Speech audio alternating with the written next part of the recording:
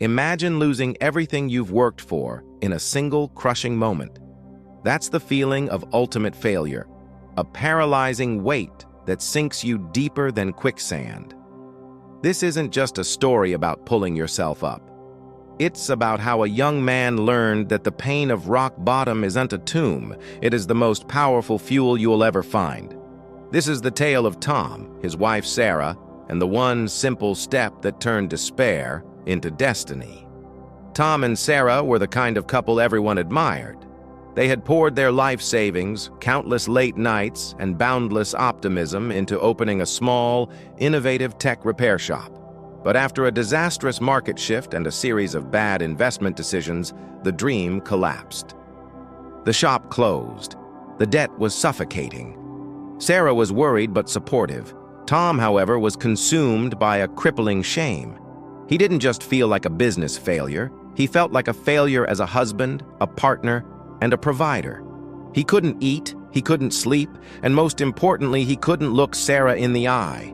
He carried his failure like a physical, agonizing weight. One rainy afternoon, Tom found himself miles from their small apartment, sitting on a bench in a quiet public garden he'd never visited before.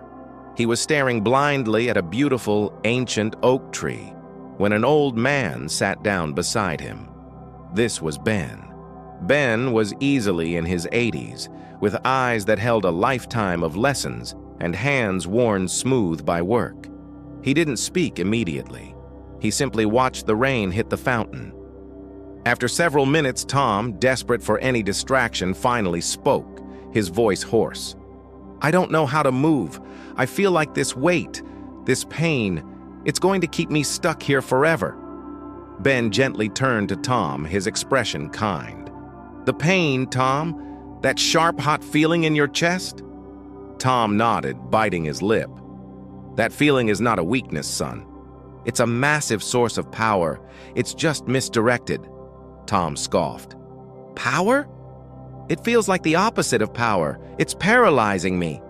Ben smiled, pulling a smooth, dark stone from his pocket. "Tell me, if you take this stone and drop it, does the floor stop it?" "No. The stone delivers force to the floor.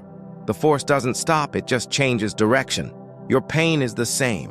It's the force of a million disappointments, the energy of a dream crushed. That energy has to go somewhere. Right now, it's going inward, crushing you." Ben leaned in, his voice dropping to a near whisper. "Here is the one step, Tom. The only step you need to take. You must stop letting the pain look backward and start forcing it to look forward." He explained that when pain looks backward, it is called shame, which demands you replay the mistake, locking you into the past. But when you command that very same energy to look forward, it becomes focus, which demands you find a solution, propelling you into the future. The single, transformational step isn't about healing the pain right now. It's about redirecting the sheer, overwhelming force of that pain into the specific action you must take next. He offered a tangible challenge. When you walk through your door tonight, don't think about the lost money or the closed shop. Think only of the feeling of failure. Now, with the full force of that feeling, that shame, that anger, that disappointment, don't wallow. Instead, use every molecule of that crushing energy to define the one single practical step you can take tomorrow morning. Not a new business plan, not a 5-year goal, but the one small concrete task that moves you forward. Ben handed him the smooth stone. "Take this. If you feel the shame creeping in, squeeze it, acknowledge the force, and immediately demand that force fuel a forward action." Tom sat there for a long time after Ben left, the stone warm in his palm. It was ridiculously simple. Too simple, maybe. He had been looking for a grand spiritual awakening or a complicated business strategy. Instead, he got an instruction on how to treat an emotional overload as a simple, powerful force that could be redirected. Stop judging the energy and start using its direction. He realized that wallowing in shame required immense, exhausting effort, and that very effort was the energy he needed to spend building a future. That evening, Tom went home and found Sarah quietly paying bills at the kitchen table. The shame hit him like a physical blow. Instead of retreating, he squeezed the stone and felt the familiar heavy force. He didn't allow it to paralyze him. He took Ben's one step. He redirected the energy. He sat down and instead of apologizing or feeling sorry, he channeled the intense feeling of failure into pure analytical focus. "Sarah," he said, his voice steady, "I messed up the retail model entirely. The market shifted and I was too slow. That failure has taught me exactly what we need to focus on next. I'm taking all the inventory data and the customer feedback from the last 6 months and building a service-only model. I'll have the framework done by midnight."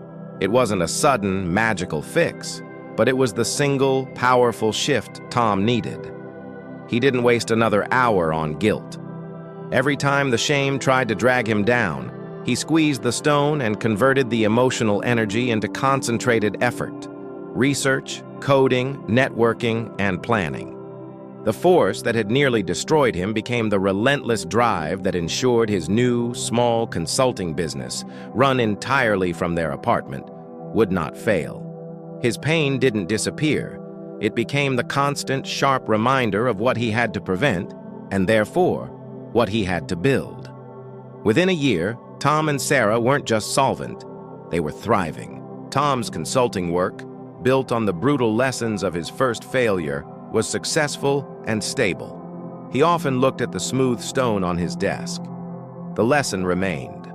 The worst pain you experience holds the greatest kinetic energy. The single step is the conscious choice to stop letting it push you backward into shame, and instead, command it to push you forward into purposeful action. If Tom can take that single step, redirecting the devastating force of loss into the driving focus of a new beginning, so can you. Remember, the pressure that crushes one thing can forge another. Your pain isn't a dead end. It's just a massive engine waiting for you to turn the key and point it in the right direction. Please like and subscribe the channel for more inspirational stories that can help transform your life. Comment your opinion below and tell us about a time you turned a failure into a victory.